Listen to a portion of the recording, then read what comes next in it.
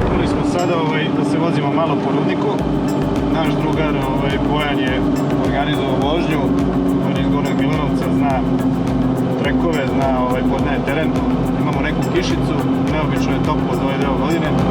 Biće oko 15 stepeni, ali gore vrlo verovatno ima još snega od prošle nedelje.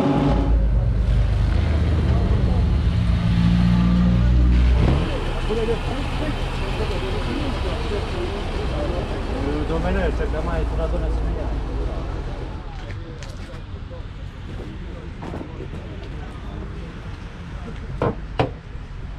Gume moraju biti dobro naduvane za asfalt, jer kako guma se okreće, tako ovaj deo žvaće gore i dole. I onda ako su ispumpane voze po asfaltu, eksplodirat će, propastit će.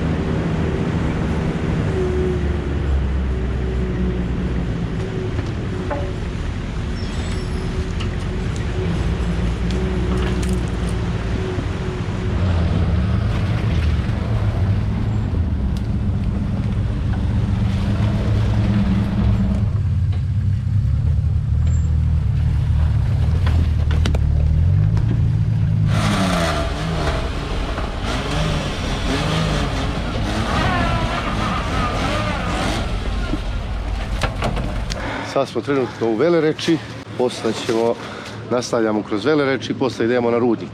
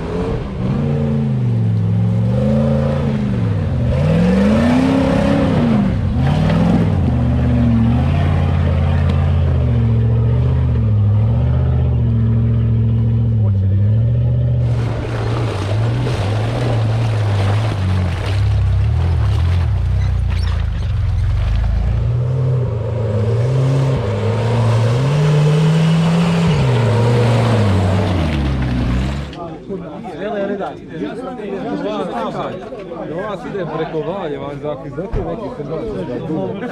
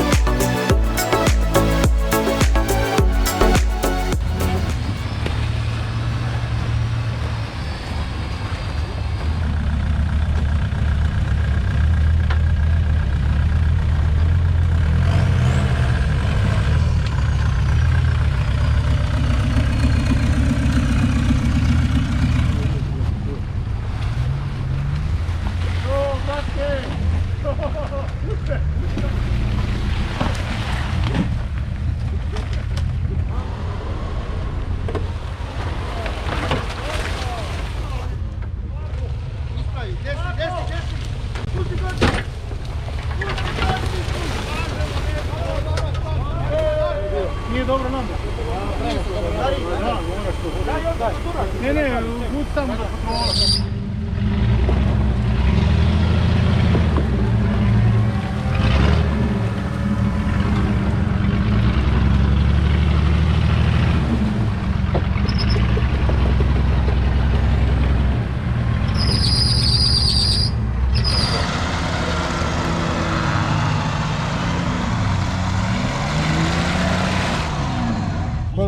Emir ga malo začinja, mogli bi...